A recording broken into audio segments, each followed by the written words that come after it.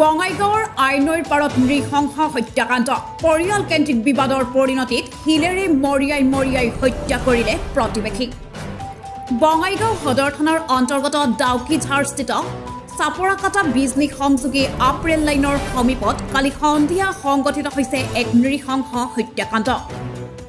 জানিব পৰা মতে পৰিয়াল কেন্দ্ৰিক বিবাদৰ পৰিণতিত 50 বছৰ বয়সৰ হৰিপদ বিশ্বাস নামৰ এজন ব্যক্তিয়ে প্ৰকাণ্ড শিলেৰে মৰিয়াই হত্যা কৰে 50 বছৰ বয়সৰ মনোৰঞ্জন চৰকাৰ নামৰ লোক এজনক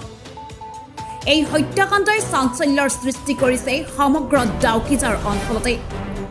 খবৰ অনুসৰি দুদিন পূৰ্বে মৃত মনোৰঞ্জন চৰকাৰ আৰু অভিযুক্ত হৰিপদ বিশ্বাসৰ মাজত মাৰপিটৰ ঘটনা সংঘটিত হৈছিল ইয়াৰ পিছতে কালি বিয়লি মনোৰঞ্জন চৰকাৰে ৰেল লাইনৰ দাঁতিৰে খোজকাঢ়ি আহি থকা সময়তে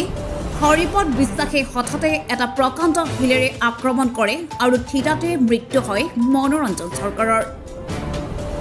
ইতিমধ্যে তেজেৰে লুতৰি পুতৰি মৃতদেহৰ কাষত উদ্ধাৰ হৈছে হত্যাকাণ্ডত ব্যৱহৃত প্ৰকাণ্ড শিলটো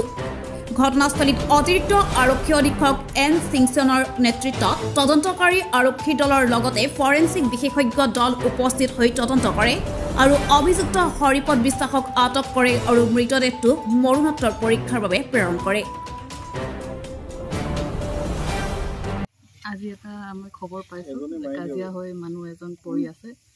ডাউকিঝাৰত তো সেইমতে আমাৰ টিম আহি পিনি দেখিছে যে এজন মানুহ ইয়াত পৰি আছে এই বিষয়ে আমাৰ ইনভেষ্টিগেশ্যন চলি আছে মানুহজনৰ নাম জানামতে মনোৰঞ্জন চৰকাৰ কোনোবাক ধৰিছে এজন মানুহ আটক কৰিছো এতিয়া ইনভেষ্টিগেশ্যনত চাব লাগিব কি ওলাই কেনেকে হত্যা কৰিলে কিবা